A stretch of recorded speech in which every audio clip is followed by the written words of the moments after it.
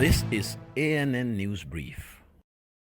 Somali militant group Al-Shabaab has executed 18 persons in a week, an unprecedented rate of executions for the group, which is under pressure from U.S. airstrikes.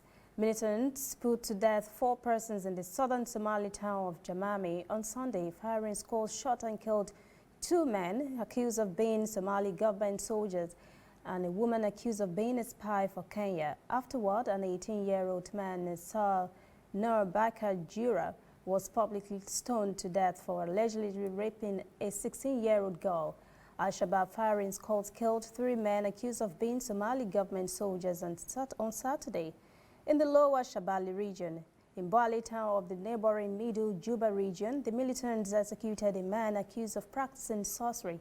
Al-Shabaab affiliate media sites say all of the victims were convicted by militant courts. Al-Shabaab courts do not allow lawyers to represent the defendant, and the evidence largely relies on alleged confessions. Critics believe that Al-Shabaab's militants tortured the accused to force the confessions. The International Criminal Court has convicted a Congolese warlord nicknamed the Terminator on 18 counts of war crimes and crimes against humanity. The ruling delivers an important victory for the ICC's prosecutions team following a string of setbacks. Former Congolese warlord Ntagada listened intently but showed no emotion as presiding judge Robert Fremer read out the judgment. He is only the 4th person convicted of war crimes in ICC's 17 years of operations. The ruling finds 45-year-old Ntagada guilty of directly and indirectly committing heinous crimes in the Democratic Republic of the Congo's northeastern interior province in 2002 and 2003, when he headed the Union of Congolese Patriots, or UPC militia movement. Among the acts for which he was found guilty are murder, rape, sexual slavery, and conscripting child soldiers. Stay with us. We'll be back after this message. Whether in your house, at your office, on your phone, or online, we are there. We have the facts behind the headlines. We cut to the chase with the news you really need. We cover every angle.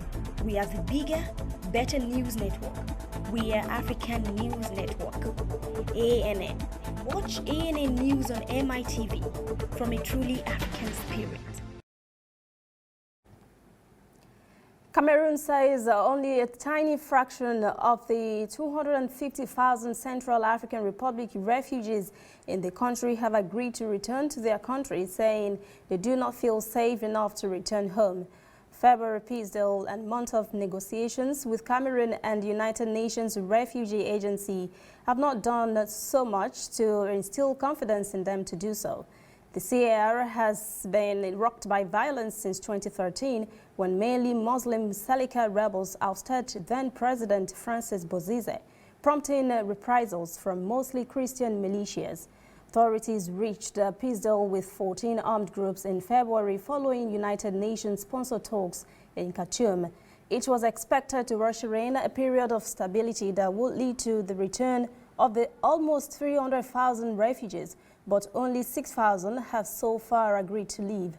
Most are citing fears of violence in some areas and a country devastated by war. The UN says more than 600,000 Central Africans are refugees in neighboring countries, while more than 650,000 are internally displaced. That's ANN News Brief. For details on these and other breaking stories, visit our website, annafrica.news.